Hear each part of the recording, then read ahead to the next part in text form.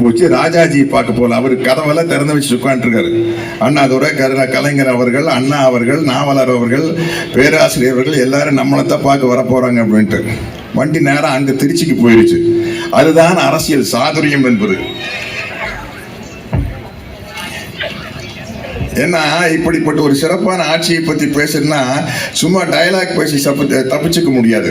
அப்படியெல்லாம் கூட்டணி வச்ச ஜெயிச்ச 1967 அண்ணா சொல்றாரு, இந்த வெற்றியை நான் பெரியாருக்கு காணிக்கையாக்குகிறேன். அப்ப பெரியார் அவர்கள் காமராஜருக்கு ஆதரவாகவும் திராவிட முன்னேற்ற கழகத்துக்கு எதிராகவும் செயல்பட்ட ஒரு காலகட்டம்.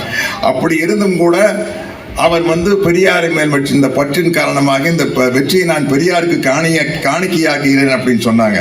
இந்த திராவிட மாடல் என்பதுதான் உங்களை எல்லாத்திலிருந்தும் காப்பாற்றுற விஷயம். இல்லாட்டி இன்னைக்கு என்ன நடந்துட்டு இருக்குன்னா, தமிழ்நாட்டை ஒரு அயோத்தியாக மாற்றுவதற்கான சகனித்தனம் நடந்து கொண்டிருக்கிறது தான். அதுதான் திருப்பரங்குன்றத்தில் நடக்கும் சகனித்தனம் என்பது அதுதான். அதில் நம்ம ரொம்ப கேர்ஃபுல்லாக இருக்கணும், ரொம்ப ஜாக்கிரதையாக இருக்கணும்.